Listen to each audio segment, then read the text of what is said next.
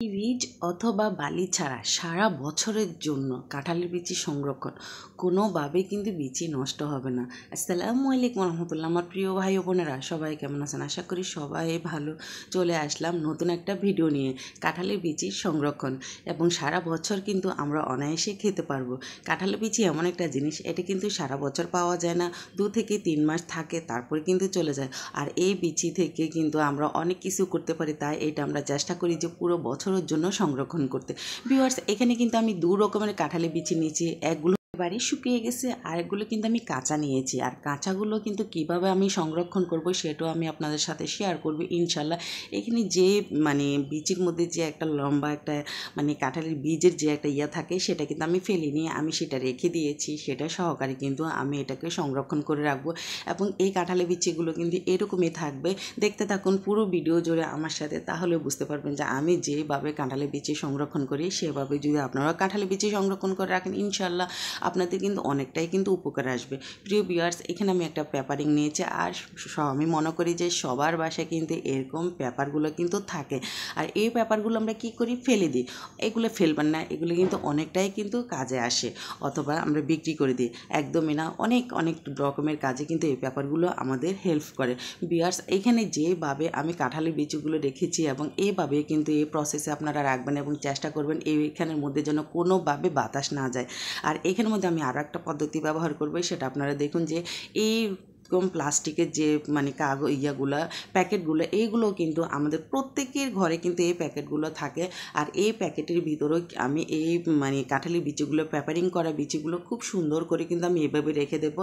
আর এগুলো কিন্তু একটা সাইডে রেখে দেবেন, কোনোভাবে কিন্তু ফ্রিজে রাখার একদমই দরকার নেই। তো আমি যেভাবে ভাঁজ দিচ্ছি, এই ভাঁজ অনুযায়ী যদি আপনারাও রাখেন, তো আমি মনে করব ইনশাল্লাহ আপনাদের কাঁঠালের বিচি আমার মতোই ভালোই থাকবে। আমি যেভাবে রাখি এবং চেষ্টা করি সেভাবে আপনাদের সাথে শেয়ার করতে। সো ভিউয়ার্স, এইভাবে রাখবেন, চেষ্টা করবেন কোনোভাবে যেন বাতাস না যায়, পানি না লাগে। ভিউয়ার্স, এখানে আমি কিছু চাল নিয়েছি। আর এই চালগুলোর মধ্যে কিন্তু ভিউয়ার্স একটু লবণ মাখানো। আর লবণটাও কিন্তু আমি বলে দিচ্ছি শুধুমাত্র আপনাদের সুবিধার জন্য। এই লবণটা কিন্তু আমার কাঁচা লবণ না, যেটা তেলে রাখা হয় সেই লবণ। আর ওই লবণটা আমি কি করেছি, চালের মধ্যে দিয়েছি যাতে চালটা নষ্ট না হয়, যেহেতু আমি এখানের মধ্যে কাঁঠালি বিচি সংরক্ষণ করে রাখবো। আর অবশ্যই কিন্তু আপনারা কাঁঠাল বিচি সংরক্ষণ করে রাখার সময় অবশ্যই এখানে একটু লবণ দিয়ে রাখবেন চালের মধ্যে, তাহলে চাল এবং বিচি একদমই নষ্ট হবে না, পারফেক্টলি থাকবে। তো ভিউয়ার্স দেখুন, আমি কিন্তু প্রথমে এখানে চাল দিয়েছি। চাল দেওয়ার পর তারপর কিন্তু আমি বিচিগুলো দিচ্ছি। দেওয়ার পর তারপরে আপনারা এখানে কিন্তু হাত দিয়ে একটু চেপে চেপে দেবেন, যাতে চালের মধ্যে বিচিগুলো ভালোভাবে লেগে যায়। তো উপর দিয়ে এখন আমি কী করবো, আবার কিন্তু আমি চাল দিয়ে দেবো। আর চালটা আমি এমনভাবে দেবো ভিউয়ার্স, যাতে বিচিগুলো কিন্তু একেবারে দেখা না যায়। এখনও পর্যন্ত যারা যারা আমার ভিডিওটা কন্টিনিউ করতেছেন, তাদের জন্য রইল আমার অনেক অনেক ভালোবাসা। প্রিয় আপু এবং ভাইয়ারা, আপনাদের কাছে যদি আমার আজকের ভিডিওটা ভালো লেগে থাকে, তাহলে অবশ্যই ভিডিওটা শেয়ার করে দেবেন। আপনাদের একটা শেয়ার আমার অসংখ্য আপু এবং ভাইয়াদের কাছে কিন্তু পৌঁছে যাবে। ভিডিও শেষে আপনাদের জন্য কিন্তু রয়েছে একটা গুরুত্বপূর্ণ টিপস, যেটা আপনাদের অনেকের কিন্তু অনেক বড় কিন্তু উপকার আসতে পারে। অবশ্যই পুরো ভিডিও জুড়ে থাকবেন, তাহলেও বুঝতে পারবেন যে আমার সেই গুরুত্বপূর্ণ টিপসটা কী হতে পারে। ছোট্ট একটা টিপস দিয়ে কিন্তু আপনারা কিন্তু আপনাদের অনেক বড় একটা রোগ থেকেও আপনারা বাঁচতে পারেন ইনশাল্লাহ। যেটা আমি করে থাকি সেটা আপনাদের সাথেও শেয়ার করব। তো ভিউয়ার্স, এই তো এখানে আমি কিন্তু মুগ ডাল নিয়েছি। আর মুগ ডালের মধ্যে কিন্তু ভিউয়ার্স আমি বলে দিচ্ছি, আমি একটু কিন্তু লবণ মেখে রেখেছি। অবশ্যই আপনারা কিন্তু একটু ভালোভাবে ফলো করলে বুঝতে পারবেন, এখানে কিন্তু একটু লবণ মাখা থাকে। অবশ্যই লবণ মাখবেন, তাহলে কিন্তু ডালটা নষ্ট হবে না, সেই সাথে বিচিটাও নষ্ট হবে না। এই ছোটো ছোটো টিপসগুলো কিন্তু আমাদের অনেকটাই উপকার লাগে। আর চেষ্টা করি এই ছোটো ছোটো টিপসগুলো আমি আপনাদের সাথে তুলে ধরতে, যাতে আপনারাও একটু উপকৃত হতে পারেন। এই ভিউয়ার্স, এইভাবে কিন্তু আমি প্রথমে আমি ডাল দিয়েছি, তারপর আমি বিচি দিয়েছি, তারপর আমি আবার ডাল দিচ্ছি। আর এইভাবে কিন্তু আমি প্রত্যেকটা প্রলেপ আমি এইভাবে করে থাকবো, যাতে বিচিগুলোর মধ্যে ডালগুলো ভালোভাবে লেগে থাকে। আর অবশ্যই কিন্তু ডালটা ভালো করে দিতে হবে, যাতে বিচিগুলো একদমই দেখা না যায়। আর হচ্ছে যে কি, বিচি ডালটা উপর বরাবর দিবেন, যাতে বিচি একবারে দেখা না যায়, তাহলে কিন্তু আপনাদের জন্য সুবিধা হবে। ভিউয়ার্স, আমি আরেকটা কথা বলি, এখানে ঢাকনা দেওয়ার আগে আপনারা কি করবেন, একটা প্লাস্টিকের কাগজ যেটা থাকে সেটা দিয়ে তারপর ঢাকনাটা দিবেন। তারপরে কিন্তু এই বিচিটা কিন্তু পারফেক্টলি থাকবে, সুন্দর থাকবে, কোনোভাবে নষ্ট হবে না, যাতে এখানে কোনোভাবে বাতাস না যায়। আমি আবারও বলতেছি, এখানে কিন্তু বাতাস থাকা যাবে না। বাতাস থাকলে কিন্তু সমস্যা হবে, বিচি নষ্ট হয়ে যাওয়ার সম্ভাবনাটা কিন্তু একদমই বেশি থাকবে। ভিউয়ার্স, এখানে আমি ছাই নিয়েছি। আর ছাইটা কিন্তু খুবই এক কথায় আমি এই ছাইকে একটা চালনির সাহায্যে কিন্তু খুব ভালোভাবে চেলে তারপর কিন্তু এটাকে আমি একদমই ঝরঝরা করে নিয়েছি। অনেক সময় ছাইটা কিন্তু ভিজা ভিজা ভাব থাকে, এই ভিজা ভিজা ভাবটা করতে যাবেন না। ছাইটা কিন্তু একটু ভালো করে রোদে শুকিয়ে তারপরে এটাকে চালনির মধ্যে ভালো করে চেলে একদম ঝরঝরা করে নেবেন। আর ভিউয়ার্স, আমি এই মাটির হাঁড়ি নিয়েছি, যেহেতু আমি ছাই দিয়ে বছরের জন্য আমি কাঁচা বিচি সংরক্ষণ করব, তো সেক্ষেত্রে আমি এখানে একটা হাঁড়ি নিয়েছি।